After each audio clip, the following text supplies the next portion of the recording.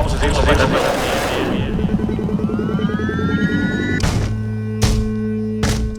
Bueno, La Hora de la Pastela vuelve en su cuarta temporada y lo hace desde Cachoeira, en el Recôncavo Baiano en Brasil, donde estoy quedándome estos 3 meses. Y quiero dedicar este comienzo de la temporada de La Hora de la Pastela a un artista muy poco conocido en la Argentina, que utilizó a partir de la década del 50 al arte como forma de exploración de la espiritualidad en Latinoamérica. Y, por supuesto, me refiero a Héctor Julio Paridé Bernabó, alias Caribé. A diferencia de Jules Solar, Caribé no se propone revolucionar la espiritualidad local con instrucción adquirida en Europa, sino que usa la actividad artística como oportunidad para conocer a una parte de Latinoamérica desde una perspectiva espiritual.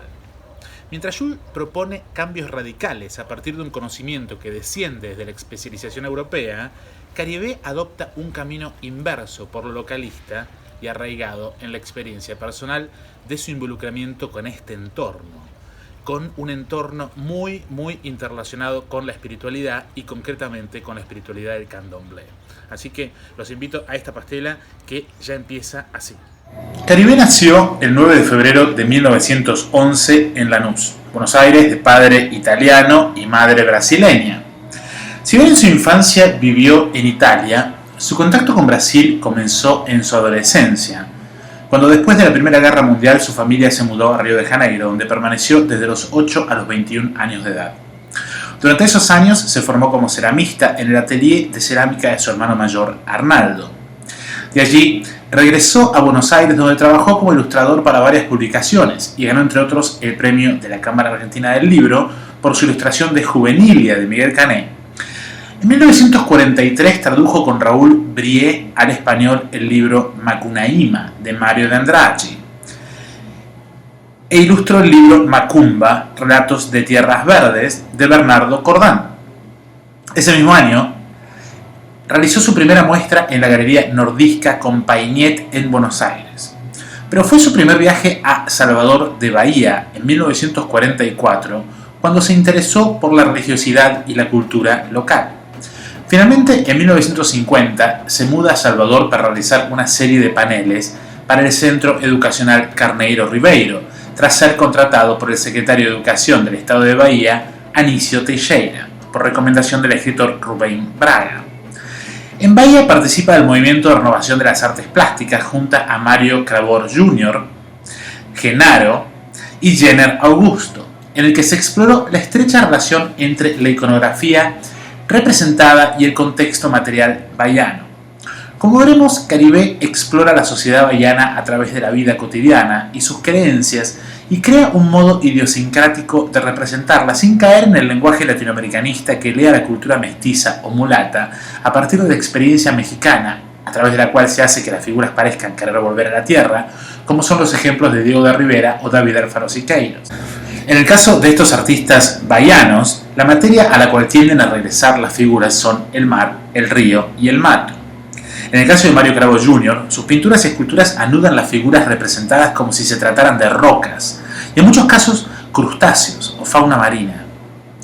El eclecticismo estilístico y de medios que caracterizó a Caribé hizo que experimentara con varias técnicas como acuarela, diseño gráfico, escultura, talla, cerámica, entre otras.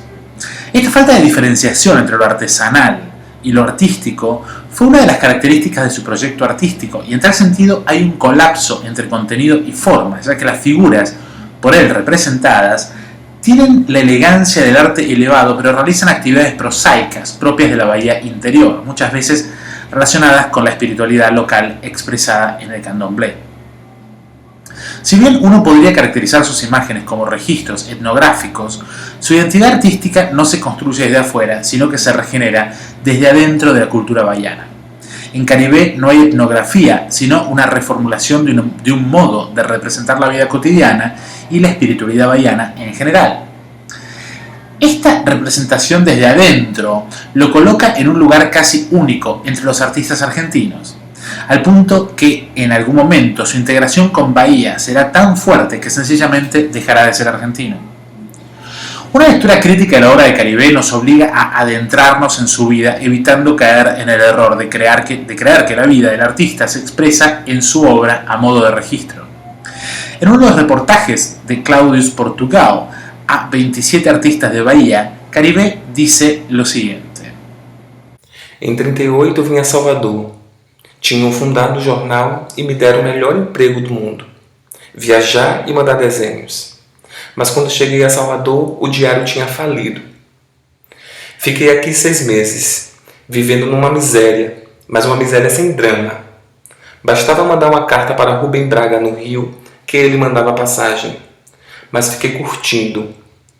Como não conhecia ninguém importante, acabei dormindo num trapiche, no início da avenida do Contorno. Assim foi até o momento em que disse, chega. Mas aí ficou a Bahia na cabeça. Voltei em 40, em 42 e sempre o negócio de Bahia. Meus amigos já estavam cheios e Rubem um dia fez uma carta para Anísio Teixeira. Ele era secretário de Educação e Cultura e me disse, vai ver esse homem que ele vai lhe dar um emprego na Bahia. Olhei a carta e fiquei morrendo de vergonha de tanto elogio que ele fazia. Aí vim, entreguei a Anísio. Ele leu e disse que vamos ver. Estou fazendo umas escolas, uma espécie de universidade popular e gostaria de fazer um painel e até ter um recorte numa ilustração sobre a Bahia. Mandou a secretária buscar. Não tinha mais assunto quando a secretária voltou. E era um almanaque que eu tinha feito. Aí pronto, ele disse, você vem para o ano e vamos arranjar. No dia 31 de dezembro, embarquei, cheguei dia 1º de janeiro e ele, como agora? É um negócio lá para o meio do ano. Era 1950. Já que estava aqui, fiquei. Fui me virando. Menosprezar a nossa contribuição para a cultura brasileira. Mas não, eles jamais poderão arrancar o orgulho da nossa pele preta. Mulheres negras são como mantas Kevlar, preparadas pela vida para suportar o machismo, os tiros, o eurocentrismo. Abalam, mas não deixam nossos neurônios cativos, não. Roupa para lavar, feijão para... Salvador Bahía es para él una oportunidad de regeneración, y si bien su mirada, como dijimos, no es etnográfica, hay algo que podríamos denominar como pintoresquista en el uso de colores en la representación de ciudades en las que el conflicto y la diferencia parecen no tener lugar. Al mirar cualquiera de sus imágenes del candomblé producidas entre 1950 y 1980, mostradas por ejemplo en la exposición As Cores do Sagrado, o Los Colores de lo Sagrado, curada por su propia hija Solange Bernabó, y reunidas originalmente en el libro Iconografía dos Deuses, Africanos no Candomblé da Bahía, de 1981, con prólogo de su amigo íntimo Jorge Amado, puede observarse un registro de esta tradición espiritual obtenido a través de su propia devoción a estas prácticas en los terreiros bahianos, que son los espacios sagrados en los que se practica dicha religión. La obra de Caribe busca recrear la participación del negro en la cultura bahiana, teniendo siempre en cuenta el lugar de este estado como puerta histórica de entrada de la raza negra en el subcontinente brasileño. Sus figuras carecen de rasgos fisionómicos que permitan identificarlas individualmente. Así representa el carácter comunal de una sociedad en la que la relación del individuo con la naturaleza se da a través del grupo y solo de esa forma. Su uso de colores recrea el paisaje de pequeñas ciudades como Cachoeira o Santo Amaro, en el recóncavo bahiano. La dignidad de sus figuras llama la atención por su elegancia y de este modo logra representar lo seriamente coreografiadas que son las ceremonias del candomblé. Hay evidentemente en Caribe un intento de elevar la dignidad de sus habitantes, no a través de una inversión de lo bajo sobre lo alto, lo que implicaría una discriminación negativa, sino que recrea el mundo espiritual en el que conviven los bahianos. Es tal vez por esto que sus acuarelas aíslan a las figuras en el vacío cuando no son presentadas interactuando pacíficamente frente a un fondo urbano pintoresquista. Esta conflación entre lo pintoresco y el aislamiento de las figuras refuerza un tipo particular de temporalidad de estas figuras, ya que Caribe jamás pinta situaciones dialécticas que exijan resolución.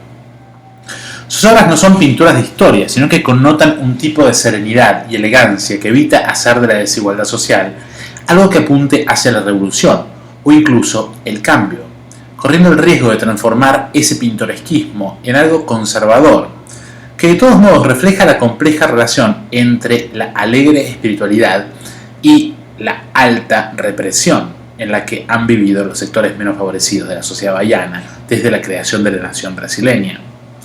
Esto no significa que en las imágenes de Caribe no haya cambio, sino que ese cambio es estacional. En él, el tiempo tiene la circularidad de una religión que cree que uno recibe exactamente lo que da y que todo en la vida, tarde o temprano, vuelve. Sus descamisados no muestran una flacura esquelética y no hay burgueses de panza llena, listos para reprimir, sino que todas las figuras son iguales con el tipo de democracia que da el reconocimiento de que más allá de las diferencias de clase, todos, en tanto portadores de un alma, son iguales ante Dios. El humanismo subyacente a este tipo de espiritualidad deriva en un tipo de figura que no está para nada alejada de las esculturas humanistas de posguerra consagradas por los ingleses Barbara Hepworth y Henry Moore. Como en estos últimos, las figuras en Caribe se sientan erguidas, con las piernas abiertas en ángulos rectos.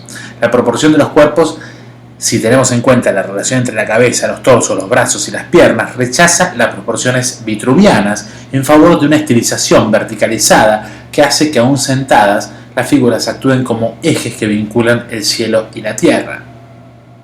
Por lo que he dicho, no pueden decirse que las pinturas de Caribe sea una pintura social. Este repliegue de lo social lo diferencia de pintores espiritualistas como Jules Solar o William Blake, por ejemplo, que procuraban hacer de la pintura un instrumento de cambio revolucionario, si bien no como lo hubiera querido Gustave Courbet, o sea, transformando sus imágenes en oportunidades para que los desposeídos vieran objetivadas en su representación realista las injustas condiciones de su propia existencia, sino haciendo que sus imágenes funcionaran como disparadores de procesos espirituales que elevaran a la colectividad, siempre a partir de los individuos, a un plano superior de existencia. El interés de Caribe por la religiosidad baiana, en cambio, aparece como un complemento de esta dignificación del pobre, no para la superación del conflicto dialéctico de la latente lucha de clases, sino para reconocer un tipo de sociabilidad específica en la que la espiritualidad y la aceptación del lugar dentro de un orden social van de la mano. Tal vez sea por esto que sus figuras parecen bailarines o trapecistas, siempre balanceándose entre dos mundos, el de la interioridad espiritual y el de la exterioridad societal. Al colocarse así por fuera de los planteos dialécticos, Caribe refleja un mundo de responsabilidades individuales en el que la relación con los orishas, que son las divinidades en el candomblé, es la contraparte de la responsabilidad para con el prójimo. Sus practicantes de capoeira parecen existir en función del mundo de las formas. Es como si en Caribe el vínculo entre lo espiritual y lo terrenal se diera por ese equilibrio entre la forma y la acción. Es por esto que sus imágenes no son narrativas, y más allá de su enorme experiencia como ilustrador literario, sus imágenes evocan acciones cuya resolución no está en el conflicto, en la competencia, sino en la forma.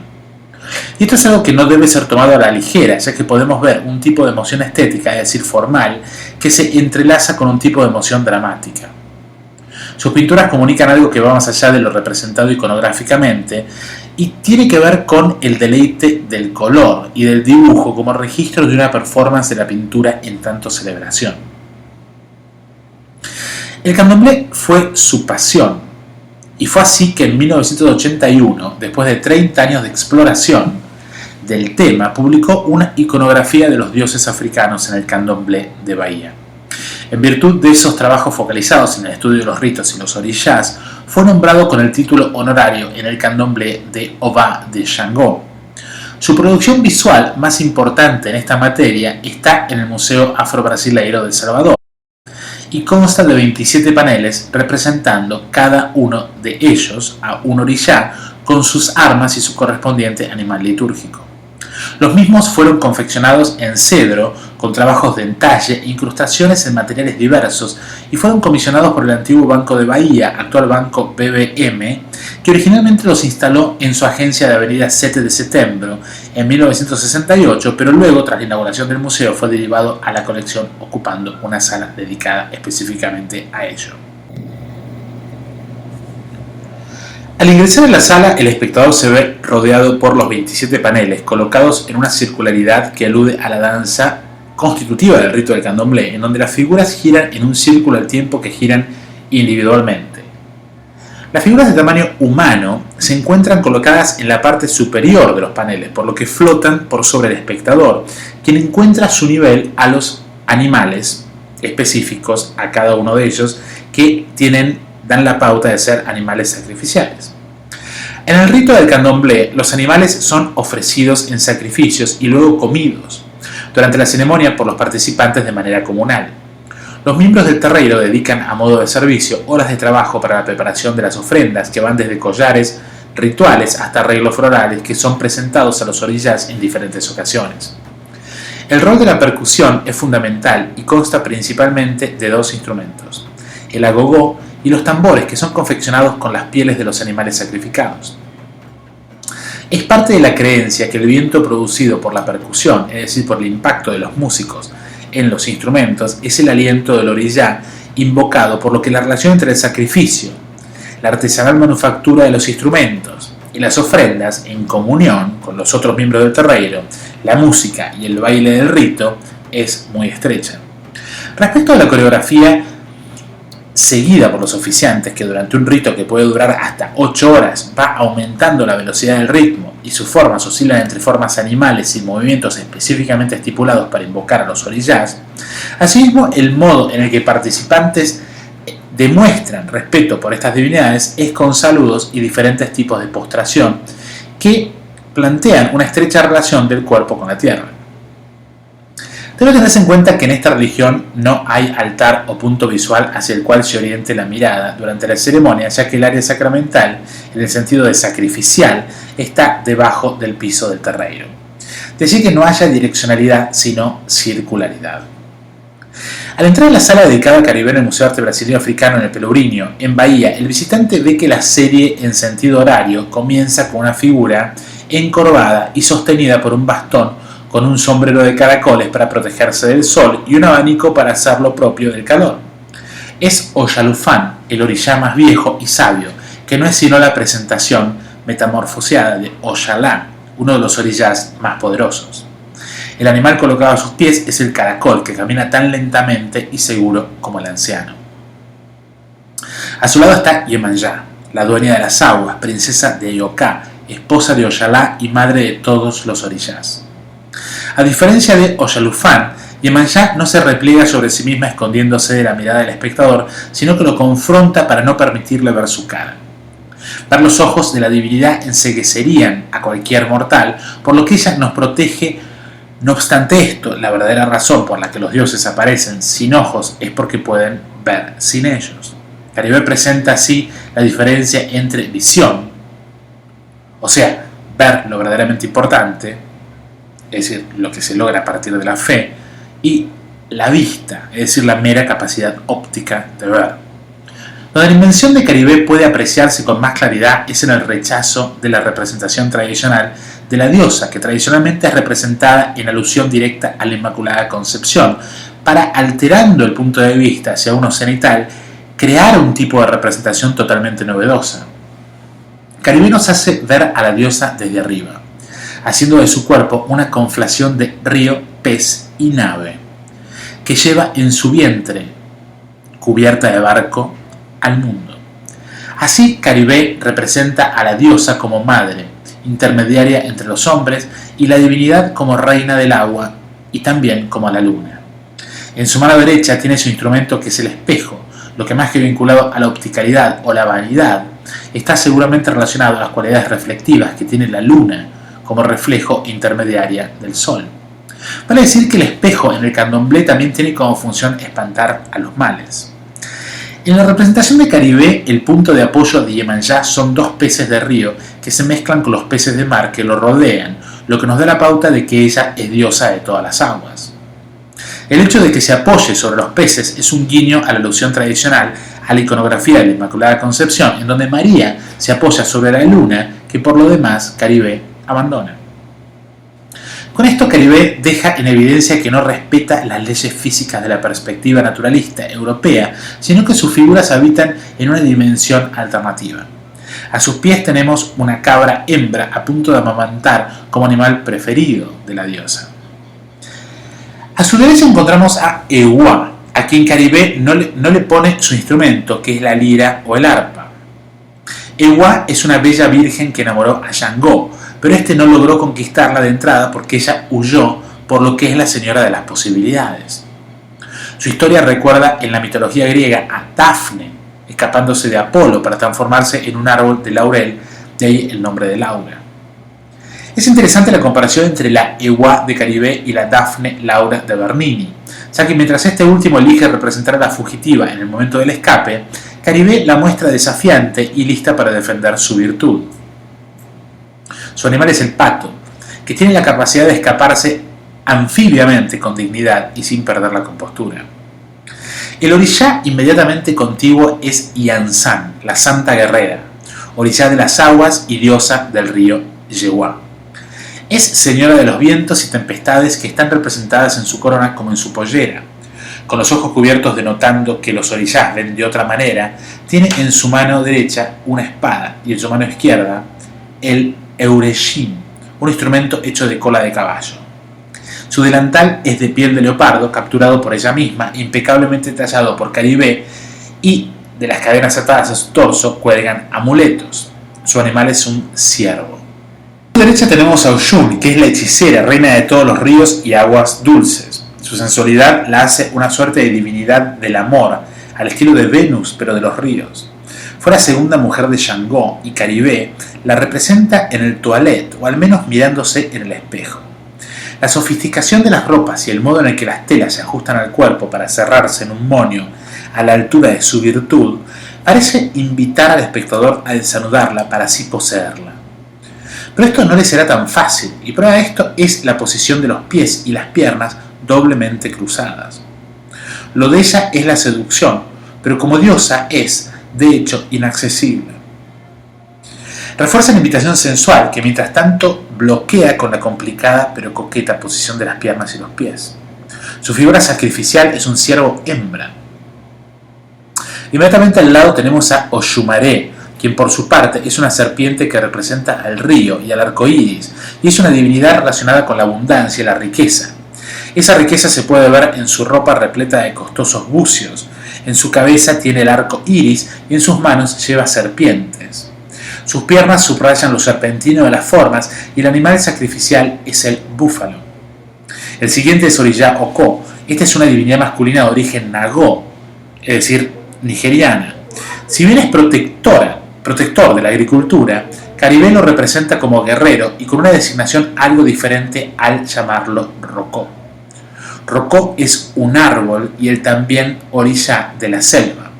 Su instrumento es la flauta de hueso, con la cual marca su relación con la sexualidad y la fertilidad, pero esto es directamente omitido por Caribe, que lo constituye en una suerte de orishá que acompaña al resto en una danza. El efecto en la sala del Museo del Pelourinho es de un movimiento circular de los brazos, la lanza y el vestido, lo que le otorga un dinamismo al conjunto que, más allá de un catálogo de figuras estáticas, permite pensar en una danza circular alrededor del espectador como si se tratara de una ceremonia en proceso perpetuo. Como el resto, el orishá es presentado directamente sin ojos, lo que claramente no es un olvido, sino algo que es tematizado a lo largo de la serie.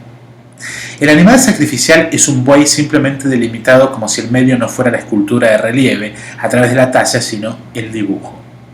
La simplicidad de la representación de este puede tener que ver con que a su lado está el orishá más importante, Shango, cerca del cual todo pierde identidad y forma. Este es uno de los orishás más populares, en tanto divinidad del rayo, el fuego y el trueno. Shango fue el rey del antiguo imperio Yorubá de Oyo en Nigeria. La figura de Shango es una de las más estilizadas y hasta diría modernas. El trabajo en los pedazos de falda son de una sofisticación insuperada en el conjunto de los orishás hechos por Caribe. Su instrumento es el hacha y su cabeza adopta la forma de esa hacha. Su brazo izquierdo aparece idiosincráticamente inacabado si lo comparamos con sus ropas. Es como si Caribe hubiera dejado esta figura sin terminar, lo que por su importancia es impensable. Lo que nos lleva a ver esa rajadura como un hachazo hecho con la cabeza de la deidad, que bajando y haciéndose carne en la inspiración del artista, magnifica el efecto del hachazo de la mano derecha del artista, la que por la posición del ángulo del tajo coincide con la pose del artista. La dirección de los collares, cuyas piedras están incrustadas en líneas paralelas, reafirman la tendencia hacia la abstracción en la representación del más poderoso, quien además parece girar sobre su propio eje como el mundo. Su animal sacrificial es la tortuga. A la derecha de Shango tenemos a Bayani, a quien no puedo identificar, pero posiblemente sea Oba o Baloae, esposa de Shango y diosa del río Oba, coronada por bucios, símbolo de riquezas y con ropas sofisticadas, que comparten la hechura en pedazos rectangulares colocados verticalmente como lucidos por su esposa. Luego tenemos a Baba Abaolá, que es el orishá relacionado con el culto de los ancestros, y por esto su forma es oracular. A su lado, Eshu es el señor de los caminos y de las casas, y también de las bocacalles. Primer hijo de Yemanjá y Oyalá, Eshu, considerado el correo de los orishás, análogo a Mercurio en el panteón griego, tiene como animal sacrificial a la gallina. A su lado tenemos a un inmediatamente temible y poderoso Ogún, que es el orishá de la guerra y protector de los herreros y artesanos, lo que en el panteón griego sería una conflación entre Vulcano y Marte. Esta relación con la forja de armas y piezas de herrería hizo que Caribe lo conciba como una armadura llena de todo tipo de piezas de hierro, desde clavos, ganchos, latas y llaves, hasta uno de los instrumentos fundamentales de la ceremonia del candomblé, el agogó. De hecho, son 4 los que cuelgan desde la zona cercana a su estómago.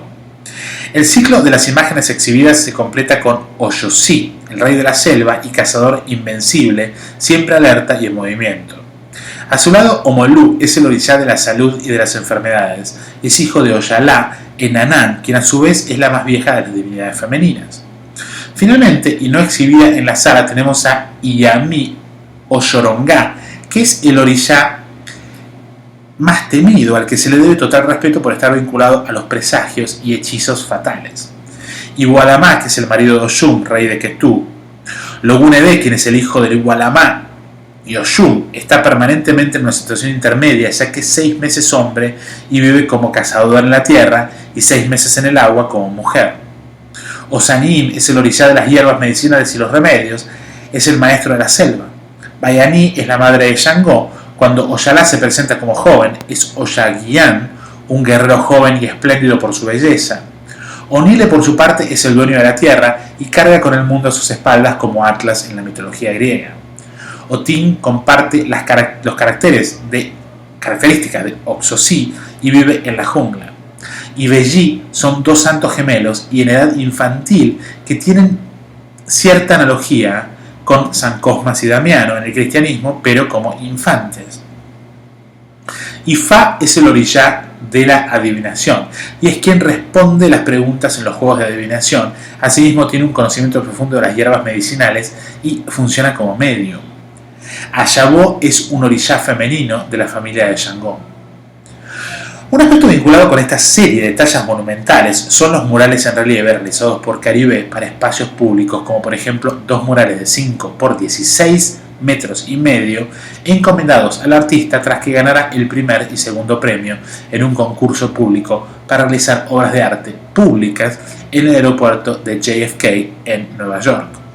Cuando se supo de la inminente demolición de la terminal, American Airlines y la empresa Odebrecht se asociaron para trasladar uno de ellos a la terminal sur del Aeropuerto Internacional de Miami. El título del mural es Regocijo y Festival de las Américas y representa una serie de escenas coloridas de populares festivales a lo largo de las Américas. El otro es el descubrimiento y colonización del oeste, que plasma el viaje de los pioneros hacia el oeste americano. Hay un olvidado mural de Caribe en Buenos Aires, en la Galería Boston, en el número 142 de la calle Florida, que debería ser recuperado por el gobierno y depositado en el Museo Nacional de Bellas Artes. Sin embargo, no todo es olvido en la obra de Caribe en la Argentina, ya que esa relación entre la danza, la comunalidad y el candomblé es de alguna manera evocada en su ciudad bonaerense natal, Lanús. La GRES, Estação Primeira de Lanús, que es una escuela de samba fundada por argentinos en Buenos Aires, que en una samba especialmente dedicada al artista reconoce este fuerte vínculo entre Caribe y la espiritualidad baiana al cantar lo siguiente. Y con esto nos despedimos. Hasta la próxima pastela. Pela vida você minha fé, alma de dois corações, muita alegria e emoção, retratou sua paixão. Capoeira com seu jogo me seduz, sou um artista baiano, mas nascido em Lanús. Ele achou para já, Otona Jogum, desde a Podam, na casa do Muru, o Maona Jogum, Caribe de Lanús. Bacotori algum agambele gambiobé a cara unissal algum efé jorum oxomibó. Socum laroie, teme perigo laxa. Ogum ye. Venho aqui com muita alegria, muita felicidade, muita emoção e muito amor ao orixá, fé e compromisso. Convidar todos vocês para a festa de Babami Ogum e Babami Oxóssi, que será no dia 24 de fevereiro, às 19h30, na Fazenda Ponta de Souza, Maragogipe, Bahia. Será um prazer imenso receber você no dia do caçador, no dia do Senhor do Ferro, e que Ogum possa transmitir essa energia do Ilhaxé Alá e Biaré para a vida de vocês, de muitas coisas boas. Então, assim, para poder abençoar, para poder trazer vocês até a mim e Ogum me levar a nossa casa, o nosso axé até vocês, eu vou cantar E Olowoni Bobo é Femi Ogum Akoropá. E Olowo Eni Bobo Eni Feje Ogum Akoropá. Koropá, Koropá Eni Jeje Akoropá, Koropá Nipau Exe. Ogum diz, não há festa sem toda a minha comunidade. Então eu não digo, não há Alá e Biaré sem vocês. Espero você nesse grande dia. E para louvar o rei Oxóssi eu vou cantar E Maboja Enxeroku E Maboia Yaboia o Maboja Enxeroku Maboia Yaboia E Enxeroku E Maboia Yaboia o Maboja Enxeroku Maboia Yaboia O que o deu arulho Oxóssi Aí leiro com Oxóssi Guereuá Salagogo Gungun Mache Male Ogum Barule Aro Arole. Que o Oxóssi abençoe todos vocês e aguardo dia 24 de fevereiro às 19h30 Ilhaxé Alá e Biaré. Conta com todos vocês no Ajodum de Ogum e Oxóssi. Ok, Ogum ye.